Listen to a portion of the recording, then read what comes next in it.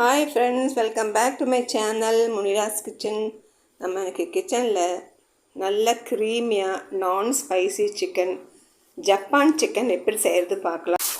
இந்த சிக்கனில் காரம் ரொம்ப கம்மியாக இருக்கும். ஸ்பைஸியாக சாப்பிட்றங்க. ஒரு நாளைக்கு இதை ட்ரை பண்ணி பாருங்கள், ஒரு சேஞ்சுக்கு.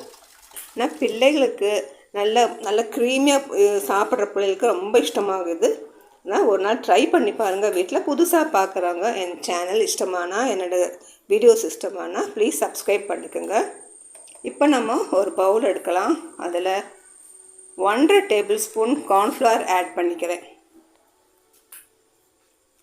ஆட் பண்ணிவிட்டு அதில் 1 டீஸ்பூன் பெப்பர் பவுட்ரு ஆட் பண்ணிக்கிறேன். பெப்பர் பவுட்ரும் கொஞ்சம் உப்பு ஆட் பண்ணிக்கிறேன்.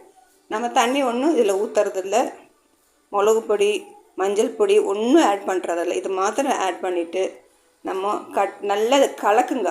கை வச்சு நல்லா கலக்கிக்கிறேன். நான் இதை மிக்ஸ் பண்ணி அந்த பொடியெல்லாம் கரெக்டாக எல்லாம் ஒரே மாதிரி மிக்ஸ் ஆகட்டும். அதுக்கப்புறம் கழுவி வச்சுக்கிற சிக்கன் பீசஸை இது கூட ஆட் பண்ணி நல்லா பெரட்டுங்க. அதில் இந்த பொடி எல்லாம் சிக்கன் பீஸ்லேயும் படுற மாதிரி நல்லா பரட்டி வைங்க. இது மேரினேஷன் ஒன்றும் செய்ய வேண்டாம், அப்போவே நமக்கு ஃப்ரை பண்ணிக்கலாம்.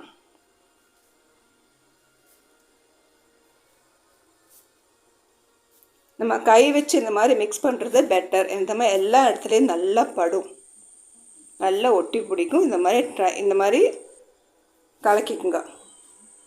இப்போ நான் ஒரு 20 to 22 கேஷ்யூஸ் வச்சுருக்கிறேன்.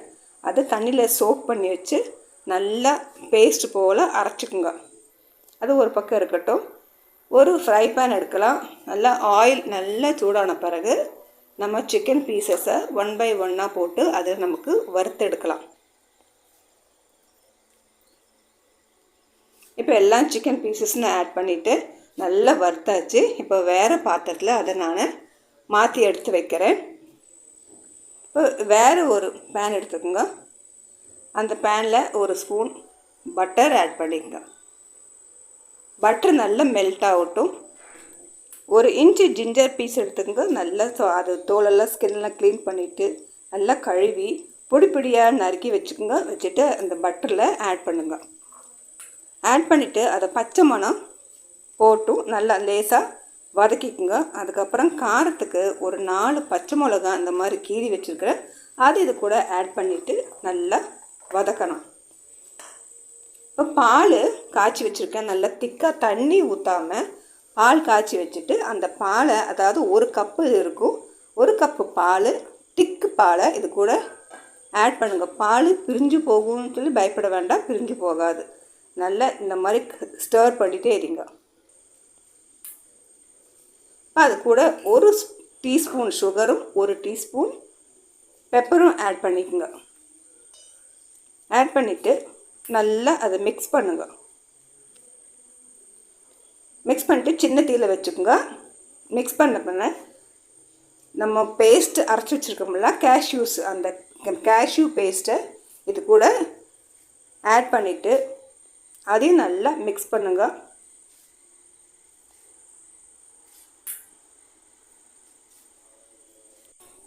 இது நல்லா திக்காகும்.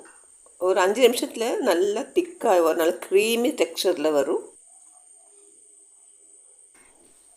இப்போ பாருங்கள், அது நல்லா திக்காயாச்சு, நல்லா க்ரீமி ஆயாச்சு. இந்த சமயத்தில் நம்ம வறுத்து வச்சுருக்கிற சிக்கன் பீசஸை அதில் ஆட் பண்ணிவிட்டு நல்லா மிக்ஸ் பண்ணிக்கணும். ஒரு 2 நிமிஷம் மிக்ஸ் பண்ணால் போதும். இல்லாட்டி அதுக்கு ரொம்ப திக்காகும்.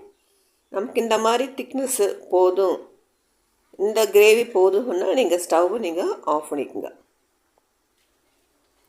அவ்வளோதான், நம்மள்ட்ட ஜப்பான் சிக்கன், நல்ல க்ரீமியான சிக்கன் சப்பாத்தி, நானுக்கு, பரோட்டாக்கில் ரொம்ப நல்ல சூப்பரான காம்பினேஷன்.